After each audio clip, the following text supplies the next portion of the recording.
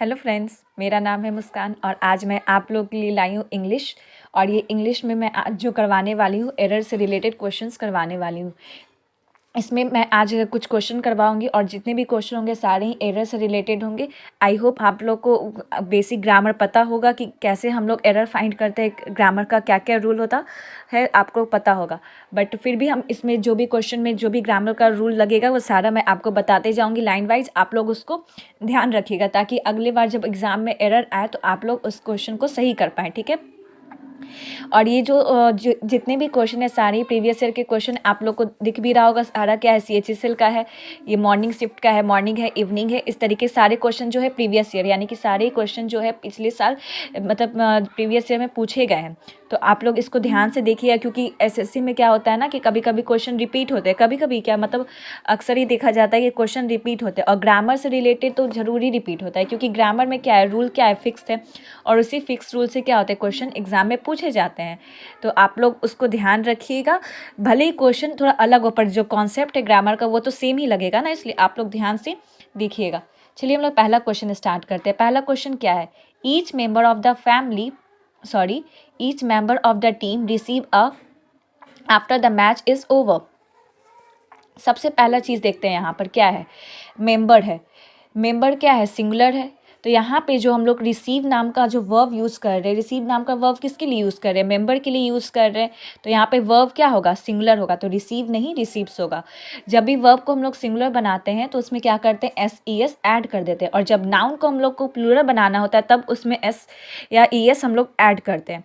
याद रखिएगा, वर्ब को जब सिंगुलर बनाना रहता है तब हम लोग SES लगाते हैं और जब नाउन को प्लूरल बनाना रहता है तब हम लोग उसमें SES ऐड करते हैं। या फिर यहाँ से भी देख सकते हैं ईच लिखा हुआ है, ईच आइदर ये सब के साथ क्या होता है, हमेशा ही वर्ब सिंगुलर लगता है। तो इसलिए यहाँ से भी आप देख सकते हैं कि ईच लगा तो वर्ब क्या होगा, सिंगुलर होगा। या फिर यहाँ से भी देख सकते हैं कि इसका सब्जेक्ट क्या है, मेंबर है। तो मेंबर सिंगुलर है तो वर्ब भी कैसा होगा, सिंगुलर ही होगा। सिंगुलर सब्जेक्ट सिंगुलर वर्ब, ठीक है। नेक्स्ट क्वेश्चन देखते हैं।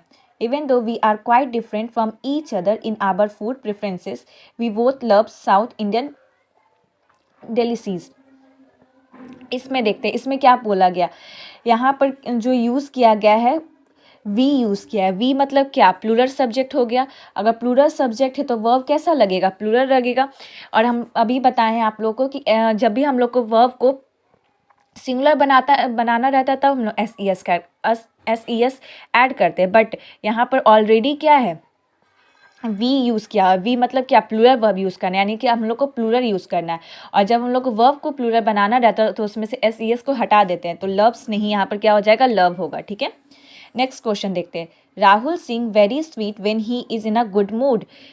यहाँ पर क्या, किसके बारे में बात किया गया है, राहुल के बारे में बात किया गया है। और वो यहाँ पे वर्ब कौन सा है, सिंग्स है, वेरी है और स्वीट है। तो ये जो स्वीट नाम का जो ये है वर्ड, ये किसको क्वालिफाई करेगा, सिंग को क्वालिफाई करेगा।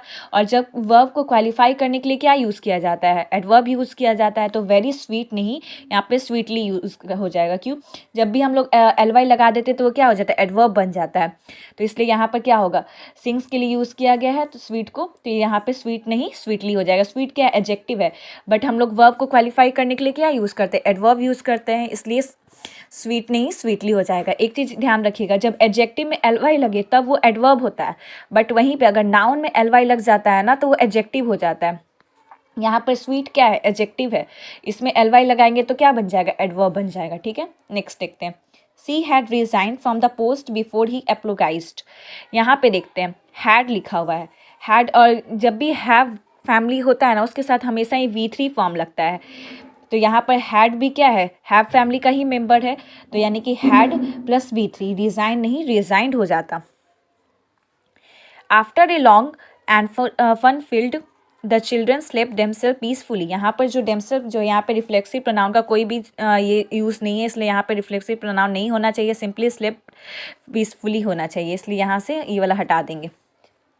तो यहाँ पर हमारा आंसर क्या हो जाएगा, इसमें एरर फाइंड करना था तो ऑप्शन नंबर बी में एरर इस वाले पार्ट में है, तो क्या हो जाएगा, हमारा आंसर बी हो जाएगा। इस तरीके से आप सब में मार्क कर लीजिएगा। नेक्स्ट क्वेश्चन देखते हैं। The river flowed besides the hillock in our village. Besides लिखा हुआ है, बिसाइड मतलब क्या होता है, इन एडिशन मतलब उसके अलावा, और एक बिसाइड्स मतलब था कि अलावा, और बिसाइड का मतलब होता है कि बगल में। और यहाँ पर देखिए सेंस क्या दे रहा है, रिवर जो है वो फ्लो कर रहा होगा कहाँ, किनारे में फ्लो कर रहा होगा, या फिर कि अलावा का सेंस दे रहा है, किनारे का सेंस दे रहा है, यानी कि बगल में का सेंस दे रहा है। तो ये क्या यूज़ करेंगे यहाँ पर, बिसाइड की जगह क्या होगा, बिसाइड हो जाएगा। ठीक है।